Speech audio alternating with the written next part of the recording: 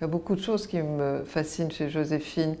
D'abord Bonaparte, avoir été une femme, la femme de la vie d'un génie comme Bonaparte, qu'on l'aime ou qu'on l'aime pas. On finit par se poser des questions. Qu'est-ce qu'elle avait, cette Joséphine? Et puis, j'aime pas trop les a priori. Les gens connaissent Joséphine, la définissent en 2 adjectifs, et finalement, j'avais envie de voir qu'est-ce qu'il y avait derrière cette personne. Et je me suis intéressée à la dernière partie de sa vie.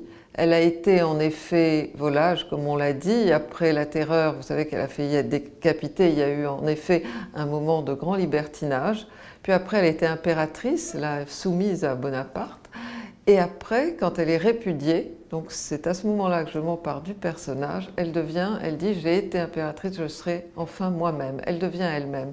Donc c'est à ce moment-là qu'elle est pour moi la plus intéressante, cette Joséphine répudiée par Bonaparte. J'ai beaucoup lu, j'ai lu pendant des mois et des mois, j'ai pris des notes, je me suis totalement immergée dans le personnage. Il fallait que je sache à peu près tout, en tout cas le maximum de choses pour après l'habiter, la jouer, l'interpréter au plus proche. Et aussi oublier la documentation. Une fois que que j'avais tout intégré, il fallait l'oublier pour m'en libérer et pour essayer d'être elle-même. Yourcenar disait une phrase qui m'a toujours passionnée. Après les mémoires d'Adrien, elle a noté dans son livre, elle disait « Quoi qu'on fasse, on reconstitue toujours le monument à sa manière.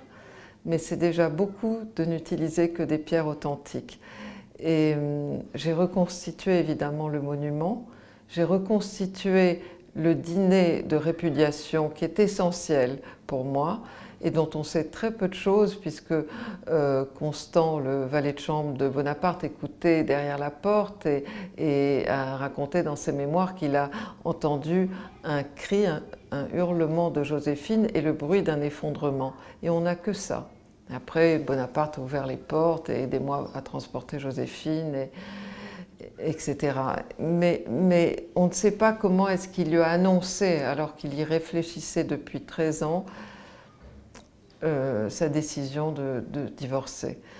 Alors là, j'ai aussi reconstitué avec tout ce que je savais des confidences de Joséphine à ses amis, Madame Rémusat, à sa femme de chambre, Mademoiselle Avrillon, à ses enfants. J'ai essayé de reconstituer ce dîner et aussi l'embarras, le désespoir même, je dirais, de Bonaparte, parce qu'on sait qu'il a pleuré, pour lui annoncer qu'il divorce pour raison d'État. Et je crois que Joséphine l'accepte aussi parce qu'elle l'aime d'abord et qu'elle ne peut pas lui donner d'enfant et qu'elle sait qu'il lui faut un enfant. Et elle accepte parce que c'est pour raison d'État.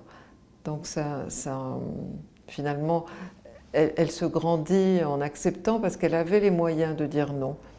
Bonaparte avait érigé une loi qui protégeait les femmes de plus de 45 ans. Et elle avait 46 ans et qui interdisait le divorce aux femmes, enfin aux maris qui voulaient se séparer de leurs femmes, qui avaient plus de 45 ans. Donc elle aurait pu en jouer et elle ne l'a pas fait.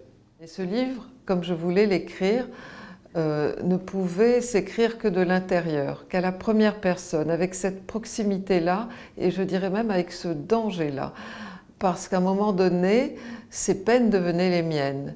Il fallait rentrer dans l'écriture de cette manière, en allant même chercher dans mes propres chagrins le vocabulaire de l'amour, de la passion amoureuse triste finalement.